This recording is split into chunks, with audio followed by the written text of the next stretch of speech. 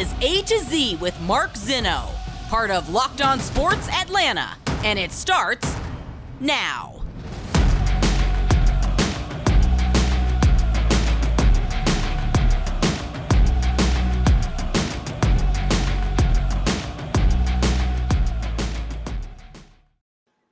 Good afternoon. Welcome to A to Z here on Locked On Sports Atlanta, where today I tell you, how are we here again? Welcome in. We are live here on this Monday, and a somber Monday it is. We appreciate you guys joining us here on A to Z. Give us a follow on Twitter at Locked On ATL. Of course, Mark Zinno, MarkZinno. We will dive deep and heavy into the Atlanta Falcons after their week one bitter loss to their bitter rivals. The Braves blow a game in the ninth, lose another one. They are a game and a half back in the Mets now as they start a series in San Francisco tonight. Let's just start with the debacle that happened at Mercedes Benz Stadium yesterday.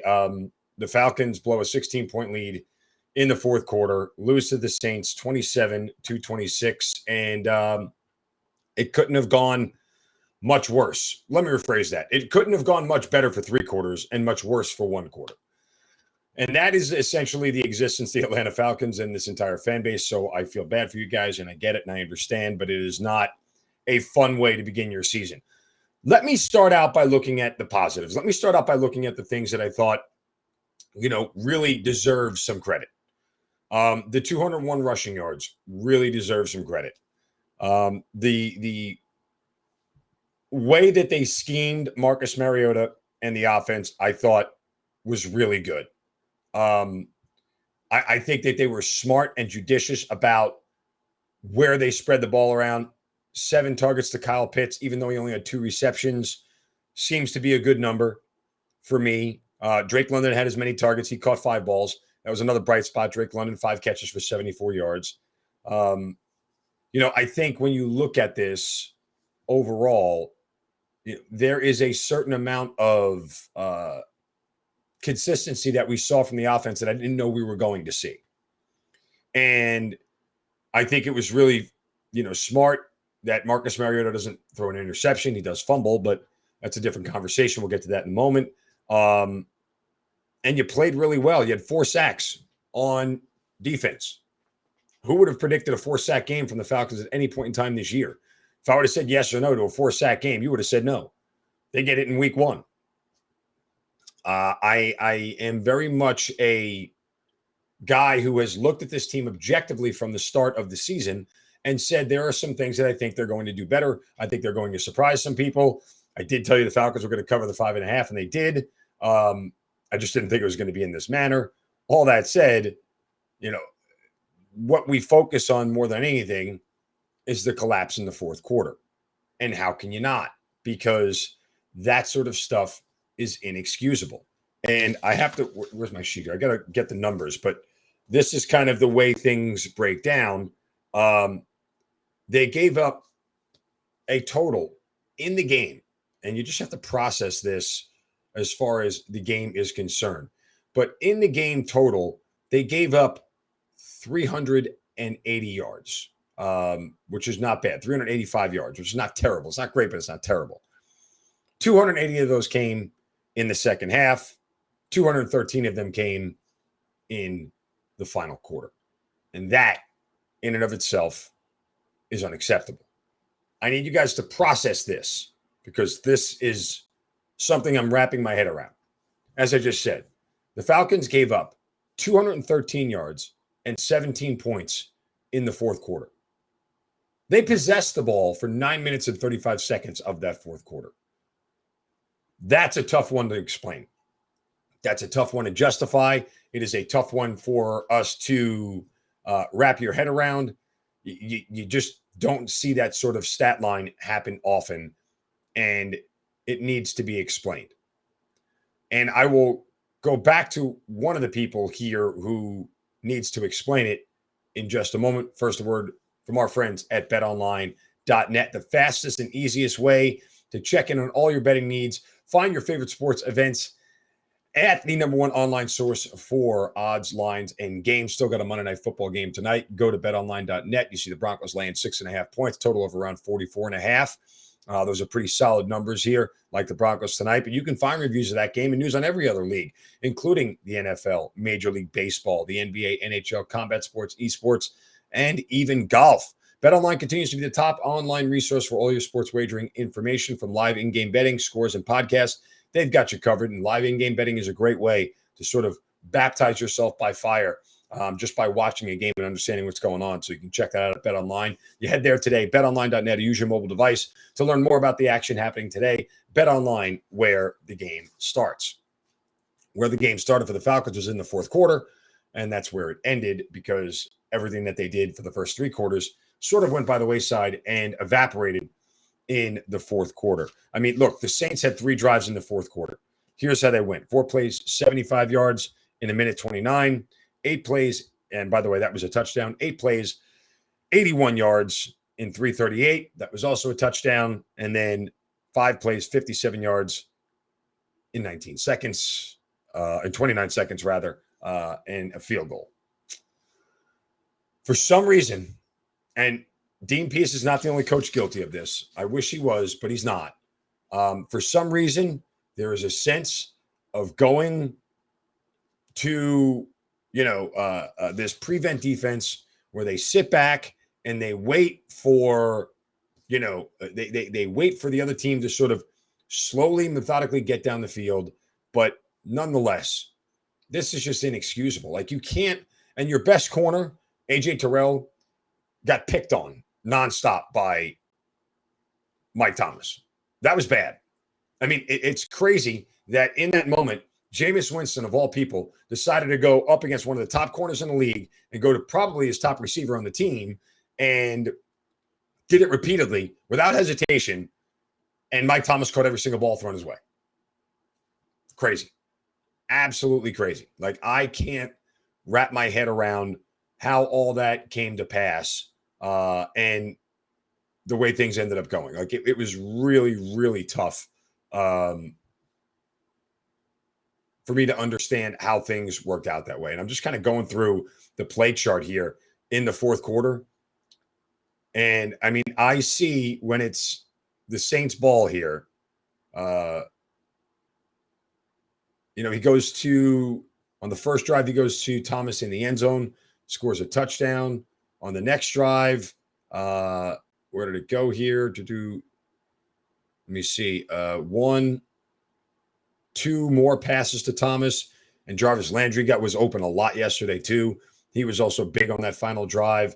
And then first play on that was to Jarvis Landry, was the big play on the field goal. I mean, it was perplexing. It was ugly, and Dean Pease kind of has to answer for it. And I talked about this, all Dean Pease's bluster about this defense and, how things are going to change around here and everything else. You got to wear it, bro. I mean, you have to own it at this point in time. You're obviously not going to put it back on your players as a coach and say it was their fault. You're going to say it was your fault in the scheme, this, that, and the other. But guys got to get better, and guys got to play better in those crucial moments. There was no pass rush. There was no coverage. Everything was soft. There were 2 high safeties, and it was an open zone, and New Orleans took advantage. It's bad. It's bad. Was it the end of the season? No. Is it mean that this team is going to stink this year? Absolutely not. Does it mean that they can't get better? Of course not. It's a bad loss to your bitter rival in week 1 where you blew a 16-point lead. That's always going to be very hard to swallow, period. Especially for a coaching staff and a team that wanted so badly to prove everybody wrong. And that, to me, will lead me into my next point here about the leader of this team and the stance he took yesterday, and why it's going to set up very poorly for him coming up. That's next right here on A to Z on Locked On Sports Atlanta, free on YouTube and wherever you get your podcast, search Locked On. Welcome back to A to Z here on Locked On Sports Atlanta, free on YouTube and wherever you get your podcast, search Locked On Sports Atlanta. Follow all the shows right here on Locked On ATL, a great network of shows. This is A to Z. You have Hitting Hard with John Chuckery, ATL Day Ones with Jarvis Davis and Tanisha Batiste. Our Braves postcast, God, I hope they start winning again after every Braves game, as well. Locked On Falcons with Aaron Freeman, Locked On Hawks with Brad Rowland. Okay. Let's get back to the Falcons here because this is rather alarming to me, and it's troublesome, and I don't like where this is headed. And I caveat all this by saying, and if you've listened to me on this show and you've heard me on radio here locally, or you've heard me talk about it, period, at any point in time, I like Arthur Smith. I think he's an excellent coach. I think he's really smart. I think he's innovative, and I think that he is a guy that is in a good position to help turn this franchise around. That all said, when you take a stance in the offseason about and note out loud to the public about the expectations that you have, and you have to defend not tanking, and you have to defend the fact that people have low expectations of you, and you have to defend the fact that, you know, nobody thinks that you're going to be any good. And you do that repeatedly. And you talk about the level of confidence you have and that we're going to do this and we're going to do that. And we are going to be a team that is going to surprise people. And it's not necessarily like you said that, but just, hey, you know, we know what we're doing here and we're just going to stick to it. And that's going to work for us. And I said repeatedly that sort of stance, I like it. I appreciate it, but it's setting yourself up if you don't win ball games. And as we got closer to the regular season, he sort of hammered on it a little bit more and hammered in on it a little bit more about, you know, people on the internet and what people are writing and this, that, and the other. You can't have rabbit ears if you're a head coach in the NFL. That's the one thing you can't have. And Arthur Smith, after the game, showed that he has rabbit ears, and it's a problem. And he is now, after this game, and I'm going to let you listen to it in a moment, that after this game has now made the media the antagonist and him and his team the protagonist here and setting up a very adversarial relationship. I'm not saying that he can't be upset after a loss, and I'm not saying that in those moments after a loss that he doesn't have a right to be a little bit emotional. Of course he does. Those post-game press conferences are tough on a lot of coaches. How you handle them speaks very much to who you are and what kind of team you're going to be. But when you end your post-game press conference after walk off, you know, before everybody was done, and you do it in this manner, there's only one way you get out of this. And it's a really, really tough path. Here, Arthur Smith, as he ended his post-game press conference yesterday. So write whatever y'all want. The same guys that you guys ranked us 45th, you buried us in May. Bury us again. We don't care. We'll get back to work. Thank you. Okay, here's the problem, Arthur Smith.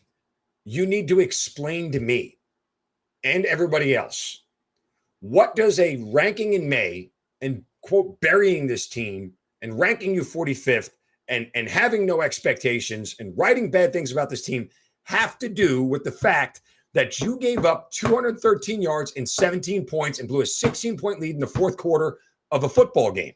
It has nothing to do with it. And you can't make it have something to do with it. And oh, by the way, for the record, I don't think anybody in this town has buried this team.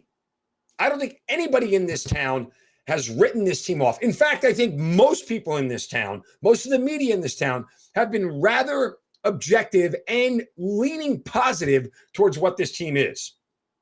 There are a lot of people, and I read everything that the media in this town writes. It's my job to read what they write. I'm a damn talk show host. I live off opinions. It's what pays my bills. So I read everything everybody writes, and I don't see anybody with the stance that this team stinks. They'll go nowhere. What they've done is they've talked about their ceiling and they've talked about their floor. They've been objective about the roster, what their strengths are and what their weaknesses are. I think everybody has been more than fair here locally to this team. If you want to talk about national media, that's a different conversation. If you want to say the national media, and they have, because we've went over those roster rankings and everything else, where they position group always put the Falcons near the bottom of the league, fine. But what Arthur Smith needs to understand is that is local media at the game after the press conference, and we're not the ones who have been writing you off. And to take that stance was poor on him. And he's only got one way out. And I'll tell you what that is here in a second. But first, a word from our friends at Coffee AM, the best small batch coffee roaster in America. Guys, I tell you about my morning routine. I get up, walk right downstairs, go right to the Keurig, pop in a K-Cup from Coffee AM with one of their flavored blends from around the world, whether it's Kenya, Sumatra, Tanzania, Costa Rica, All of the flavors are absolutely amazing. And I start my day that way because, well, I love great coffee. And it is fresh because it is roasted and shipped on the same day or very close to it. So you know you're getting a great product that is absolutely one that is going to taste amazing. And it smells great too. Tell you about that time when the box came to my house, you open it up and the smell just smacks you right in the face. That's Coffee AM. And that's why they're best small batch coffee roaster in America. And they're so good at what they do. Check them out for yourself. Go online, coffeeam.com/locked-on. Check out the full menu of coffees, teas, and gift sets. Again, coffees from around the world, flavored coffees, espressos, teas, everything. coffeeam.com/locked-on. Look at the full menu. Use the promo code LOCKEDON at checkout. You'll get 15% off your first order. Again, coffeeam.com/locked-on and use the promo code LOCKEDON for 15% off at checkout. Here's what Arthur Smith did yesterday to a certain extent. When you take this stance that we buried you and that we wrote you off and you're going to go back to work. Hi, if you don't start winning games, you look like the fool. You're making us the bad guy when your team didn't play to the level of expectation that you told us they would. So now you've given yourself a very small window to get through. And I'm not necessarily saying Arthur Smith didn't take accountability for the loss, but he brought up 2 or 3 times yesterday in the postgame press conference, rankings and what the media writes and what we said about you coming into this season. None of that has to do with the fact that you blew a 16-point lead. None of it. And you bringing it up only gives us more reason to continue to question you about the quality of your roster, the depth of your coaching, the ability for you guys to hold leads, the ability to not quote Falcon as we know it. I mean, it's a really, really tough stance to take. And I'm not sure why he's doing it. And somebody from his PR team better get their foot in his backside and tell him this is not the angle you want to go. The local media is not the bad guys. Forget about the national media. The local media has been very kind to you. They have wrote complimentary things about you. They've applauded your sense of, hey, we're not going to tank. Thank you, Jeff Schultz of The Athletic. But there are plenty of people who have not buried this team here locally. And for Arthur Smith to go down that road needs to be explained a little bit further. It genuinely does. Because I'm not sure why. There's no connection to what somebody wrote in May and what you did in week 1. Why bring it up? Why even acknowledge it? I am all for coaches who make mental notes of what people say and make mental notes of what's written and make mental notes of how they framed this team. And you know what you do with those mental notes? Because I watched this. I watched this happen. And it was perfectly executed by John Harbaugh when I covered the Ravens.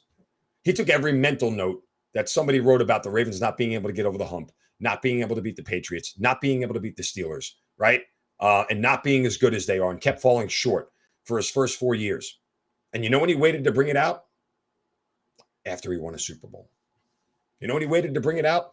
When he got to the top of the mountain. You know when he waited to tell everybody that he was right and you were wrong? After it actually happened. You get one chance to do that. You get one chance to stick it back in the people's face and the media's face about what they wrote about you and what they said about you and how they were wrong. You don't do it after a week 1 loss where you blew a 16-point lead in the fourth quarter. That's not how that works.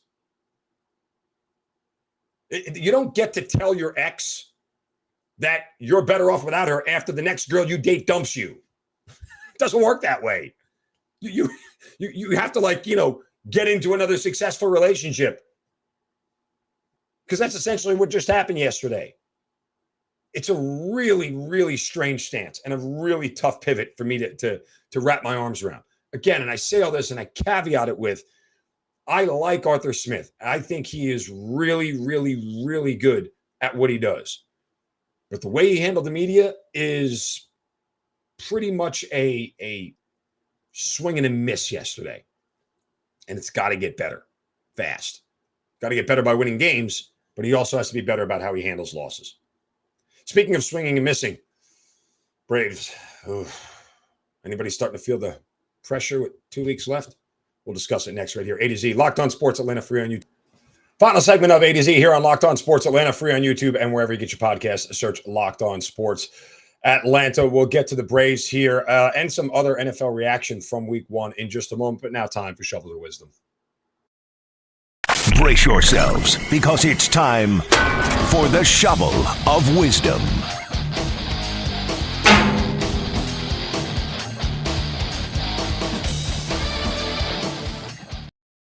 Yeah, you know how we do it every day. We have to whack somebody up shit upside the head for saying or doing something stupid. You can do so on my Twitter account at Mark Zinno. Use the hashtag Shovel of Wisdom.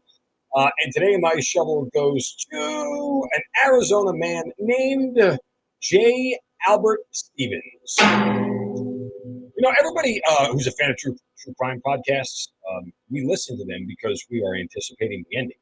We want to know how it all works out. We want to know who's guilty and who did the bad thing that they did on these true crime podcasts. Well, I can tell you that J. Albert Stevens, his story will never be on a true crime podcast. Why? Well, last week he flagged police officers down in the middle of the road just after midnight. And once after getting the police officer's attention, J. Albert Stevens decided to confess to the cops that he had just killed someone and then led them directly to the house where the body was of the person he had killed. I'm not condoning murder by any size, way, shape, or form, but try to get away with it, man. Like, isn't that why we listen to True Crime Podcast? Because we want to hear exactly how the whole thing unfolds? You made it easy on him, bro. No investigative work whatsoever. None. Just, there you go. There's a body. I did it. Take me to jail. Thank you. This is easier, of course. Best thing to hear. All right, what hasn't been easier is watching the Braves over the last 48 hours. As yesterday, they have a rousing comeback in the ninth inning, scoring 5 runs, taking a 7-6 lead, and watch Kenley Jansen blow it in the ninth and losing 8-7. They lost 2 of 3 to Seattle, and including a start by Max Fried, which is, again, mind-numbing at times when that happens because he pitched really well. And now they're a game and a half back from the Mets in first place. They start a 3-game series in San Francisco tonight. Okay, well, here's the thing, more than anything, for me, is I said this last week. If Kirby is going to make a change, it needs to happen now.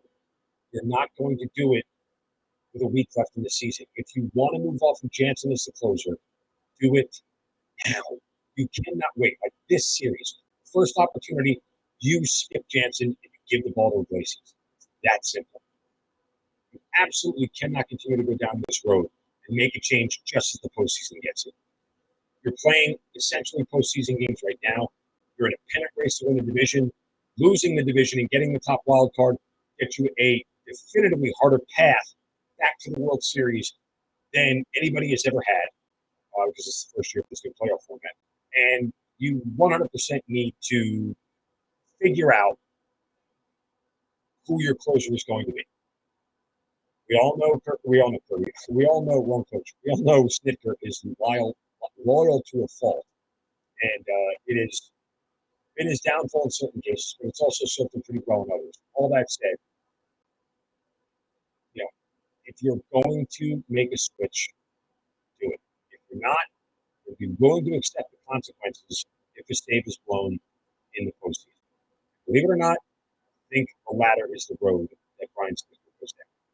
I 100% believe he is willing to accept the consequences and will not move off the consequences. He's willing to ride them. The other thing I think that needs to be addressed and no one's really talking about is Odorizzi should not get another start the rest of the year. Sorry. There's literally no reason to give him the ball again. Since he's come over, he has been as bad as you can imagine. I mean, literally, he's had one decent start, and that was against the Pittsburgh Pirates. He happens Pittsburgh Pirates. Other than that, 3 runs, 2 runs, 5 runs, 2 runs, 4 runs. And he's only gotten out of the 5th inning once. There's literally no reason for him to get another start. He got beat up by the Mets both times. That's a team that you're going to end up playing in a series where he may start. Let me just look at this real quick. Because, the Braves are playing their last non-NL East opponent. The Giants this 3-game series, they have nothing but NL East opponents left on the way out the door. The Mets only have 8 games left against the NL East. 3 of them were against the Braves. But let me just see here. Okay, so Odorizzi right now slated to miss the Mets series altogether. You're asking me who would you start in his place? I don't know. I don't know the answer to that. Spot starts somebody in the bullpen. I don't know what to tell you. Do a bullpen game. There's no reason whatsoever to give Odorizzi the ball. Just not. And oh, by the way, I've talked about this routinely.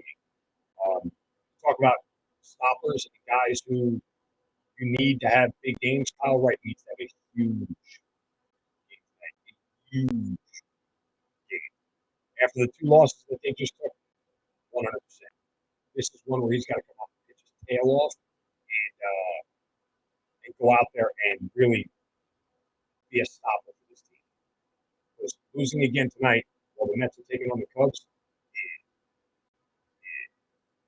especially at Chase Stadium, really, really tough game. So, all right. Let's finish up here some quick reactions from week 1 in the NFL, because I think that you can look at across the board, some of these games, and I think some games say one thing about one team, but another thing about another team. I.e., I go to the Dolphins and Patriots right away. I feel like that game says more about the Patriots and how not good they're going to be than necessarily how good the Dolphins could be.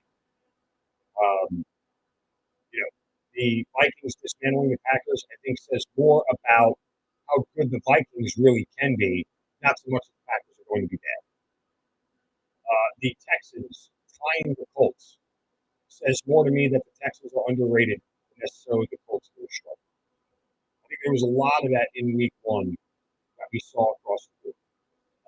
And for all you people who entered into major survival pools and put the Niners, the Titans, and the Colts out there, you lose.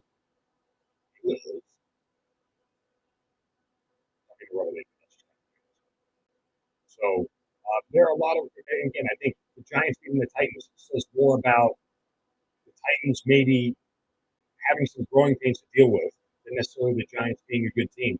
Saquon Barkley was fantastic yesterday. I guess he'll be injured by week 6, but that's the deal with that. So, and the Browns beating the Panthers yesterday, to me, says more about Cleveland. Players 2 through 53 on the roster are really good. That is a very good roster.